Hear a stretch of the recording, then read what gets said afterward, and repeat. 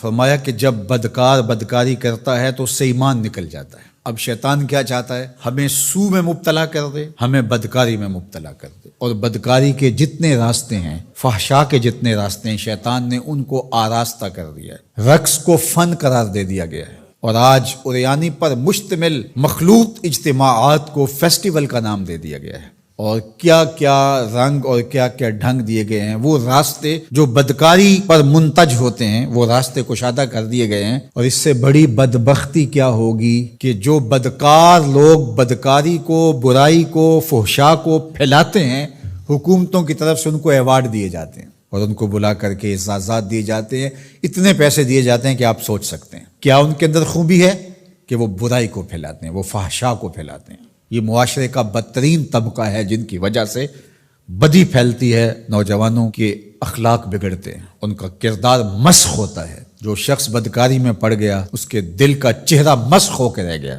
داغدار ہو کے رہ گیا۔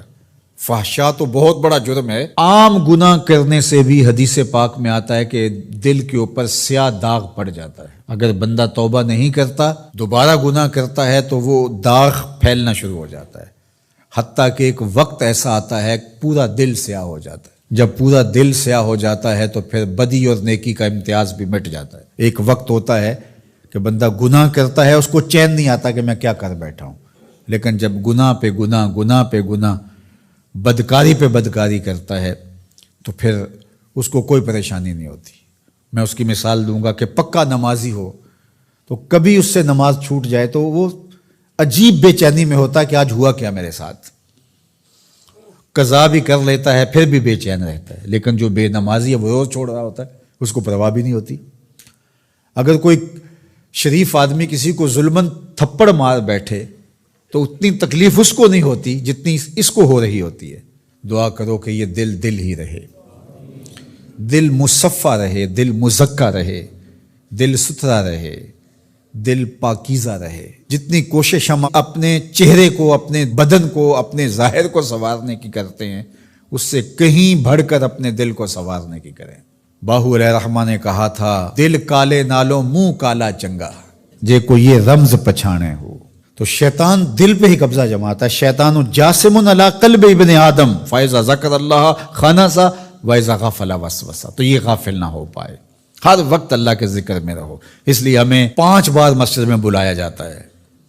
نمازیں ہیں تو ہم صبح ساری پڑھ لیں، ایسا نہیں ہے، ہمیں مختلف اوقات میں بلایا گیا ہے۔ صبح اٹھتے ہی سجدہ ریز ہو جائیں، پھر کام پہ جائیں، کام میں انہماک ہونے لگا تو پھر بلا لیا گیا، آؤ جو ظہر کے وقت، پھر گئے تھوڑا وقت گزرا تو پھر انہماک ہونے لگا، کھونے لگے تو کہا پھر آجو عصر کے وقت، پھر چھٹی ہوئی گھر جانے لگے، کہا پہلے نماز پڑھ لو، پھر کھانا کھایا، بچوں میں بیٹھے کھیل کود میں لگے، دل غافل ہونے لگا، کہا آجو پھر عشاء کے وقت آجو۔ اور نماز سے پہلے بھی ذکر، نماز کے بعد بھی ذکر، سونے سے پہلے ذکر، سونے کے بعد ذکر، اٹھتے ہوئے ذکر، کھاتے ہوئے ذکر، کھانے کے بعد دعا، آئینہ دیکھتے ہوئے دعا، لباس بدلتے ہوئے دعا، سیڑھیاں چڑھتے ہوئے، سیڑھیاں اترتے ہوئے، کسی چیز کو دیکھتے ہوئے، کسی مومن کو ملتے ہوئے۔ ہماری زندگی کو دیکھیے مسلمانوں کی، ہم تو ہر وقت ذکر میں رہتے ہیں، ہر وقت اسی کا نام جپ رہے ہوتے ہیں، کبھی السلام علیکم، کبھی سبحان اللہ، کبھی ماشاء اللہ، کبھی الحمدللہ، کبھی لا الہ الا اللہ، کبھی لا حول ولا قوت الا باللہ، کبھی اللہ اکبر، کبھی نماز، کبھی سجدہ، کبھی رکوع، کبھی قیام۔ کیسی زندگی ہے مومن کی۔ اور 8 دن کے بعد تفصیلی روشنی کے لیے ہم مسجدوں کے اندر حاضر ہوتے ہیں، اس میں خطبہ سنتے ہیں، اس میں گفتگو سنتے ہیں، بیٹھتے ہیں، ذکر فکر کرتے ہیں، اور پھر ماہ سیام آ جاتا ہے تو پوری ٹیوننگ ہو جاتی ہے پورے جسم کی۔ اور پھر کہا چلو ہر سال نہیں تو زندگی میں ایک بار حج پہ بھی چلے جاؤ، اور تم ایسے پلٹ کے آؤ گے جیسے ماں کے بطن سے ابھی پیدا ہوئے ہو، سارے گناہ مٹ جائیں گے، تم ستھرے ہو کے وہاں سے آؤ گے۔ تو مومن پاکیزہ دل ہوتا ہے، فحشاء سے، سو سے، برائیوں سے۔ آج نہ ہماری نگاہیں پاک، نہ کان پاک، نہ خیال پاک، نہ سوچے پاک، سب کچھ آوارگی میں آ گئی۔ تو اس لیے ہمارا رب کیا چاہتا ہے کہ ہم نیک ہوں، صالح ہوں، پاکیزہ ہوں۔